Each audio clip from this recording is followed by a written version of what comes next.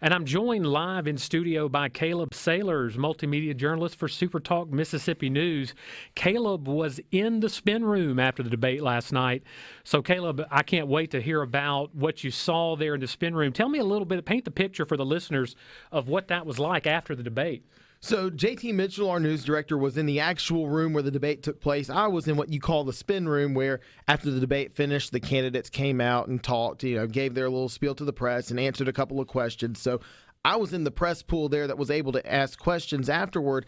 And during the debate, they had a big screen TV. They had the debate streamed for us. So we were watching it. I was joined by other members of the media and photographers. And really, it was just like a big watch party, kind of. They had pizza for us. They had drinks. And so I was like, okay, my colleagues, my peers in the media and I are just sitting here watching this debate, and we exchanged laughs and we talked to each other, and we kind of had our own little commentary going on about what we thought was taking place during the debate. And you mentioned the debate. It was a very spirited one last night with both candidates kind of slinging mud at each other. You saw a lot, I would say, more personal attacks than policy, disagreements or agreements. And so it was kind of interesting to see everybody else. I like to read the room and look at people's faces and observe what's going on.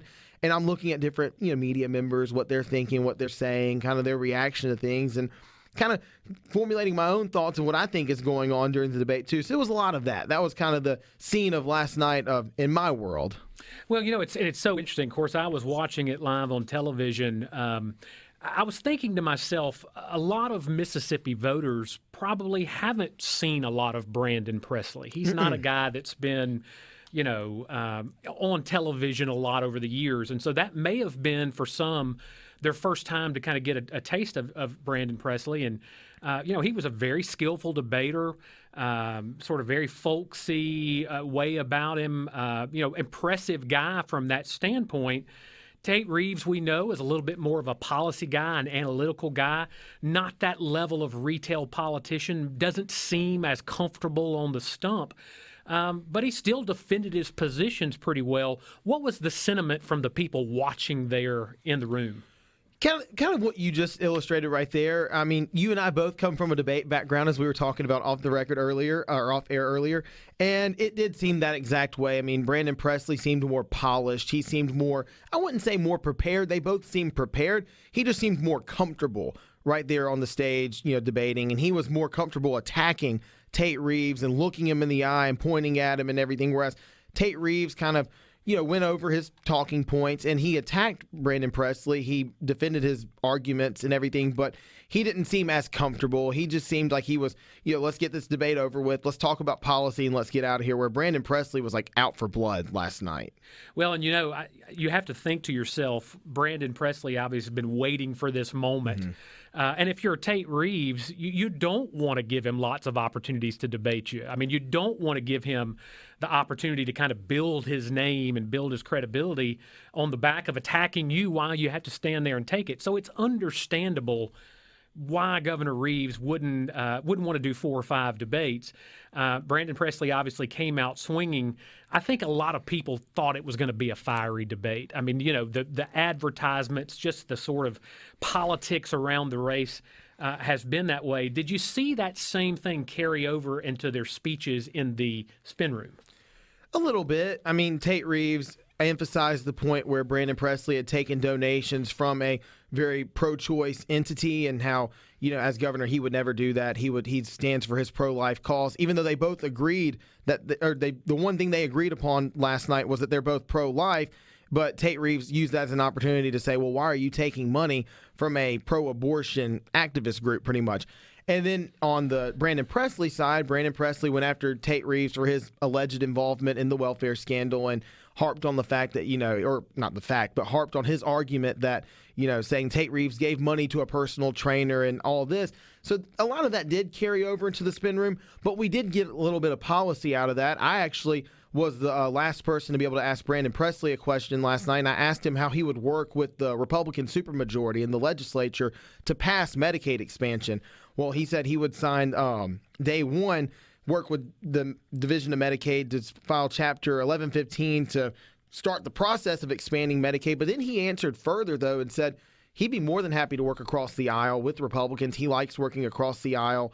on Tate Reeves' front, he talked about how he didn't think we should expand Medicaid in Mississippi, how he pointed to Arkansas and Louisiana and said, these states are having the same hospital crisis as us right now, but our taxpayers aren't having to face the burden of Medicaid expansion that their taxpayers are having to face right now. So I thought both, carried themselves well in the spin room. I thought they both defended themselves pretty well, and I thought they articulated a little further on some of their points. Now, Tate Reeves, one answer that was asked of him twice now, once in the debate and once in the spin room, was would he go after prosecuting women who go get abortions across state lines? He did not answer that question.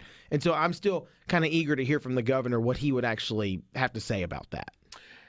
How many media members were there? Was it a big media event? Was there a lot of chatter from the media there, many of which I'm certain probably were not real pro-Tate Reeves? It was mostly local media. The local Jackson stations were there. WAPT, obviously they hosted it. WJTV and WLBT were there. And then you had a couple of other media members, someone from Mississippi Public Broadcasting and the Associated Press. But really, there wasn't a huge media contingency there, but a lot of familiar faces, a lot of people I knew. It was good to see some, friends of mine that I see out and about whenever I'm at events on the field, but there wasn't a huge media presence. But yeah, I mean, you could insinuate the general sentiment there was not a pro Tate Reeves one, but I was there just to be an objective journalist. I didn't have a dog in the fight. I'm here just to cover the event, just to, try to ask questions and see where the candidates stand on things. Did you see any?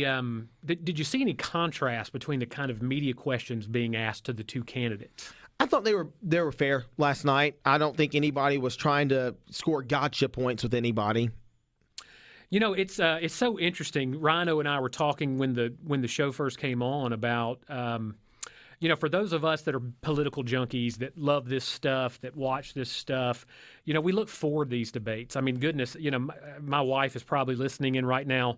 She'll always ask me if I want her to make some Rotel dip when the new Republican debate is, the presidential debate's going to come on. And we almost do it like a sporting event.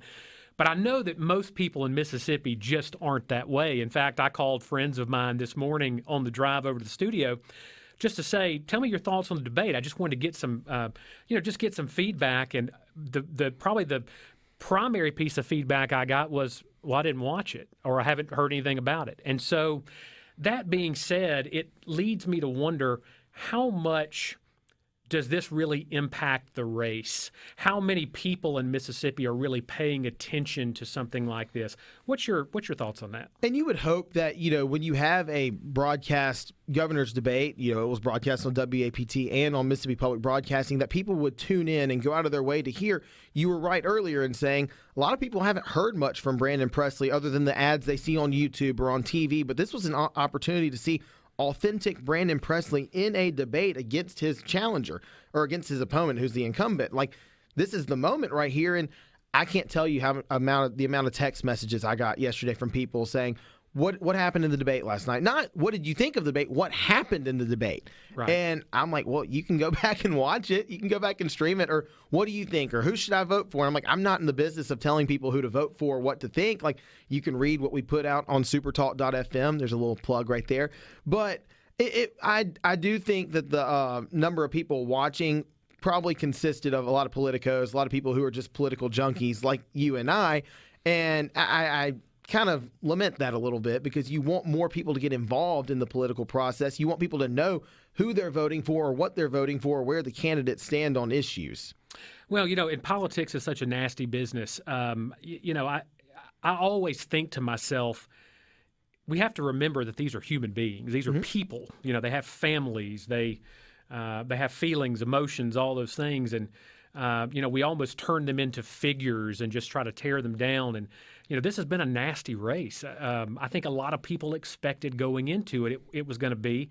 A lot of people will say, I don't like negative campaigning, but it always happens. And the reason it happens is because it works. Absolutely. Who do you think had the upper hand last night in terms of sort of really playing gotcha to the other candidate? Well, I'm not in the business of picking winners and losers, but I will say I thought Brandon Presley made it his mission to, I'm not saying attack or disparage Tate Reeves, but to paint the picture of, I'm on Brandon Presley's side, saying he's the more empathetic candidate. He's more for the people of Mississippi, and that Tate Reeves is this elitist. But I did think Tate Reeves defended himself, and you saw a moment of clarity, kind of where Tate Reeves showed his human side, saying, don't talk about my family, don't talk about my brother. I'm on the ballot, my brother's not. So you did see a little bit of that human nature come out too, but Brandon Presley definitely was more on the attacking side. Well, Caleb, thank you so much for giving us some insight into what happened there at the spin room last night. Really appreciate your insights, and stick with us. We're heading into a break here now. This is Ashley Edwards. You're listening to Middays on SuperTalk. We'll be back in just a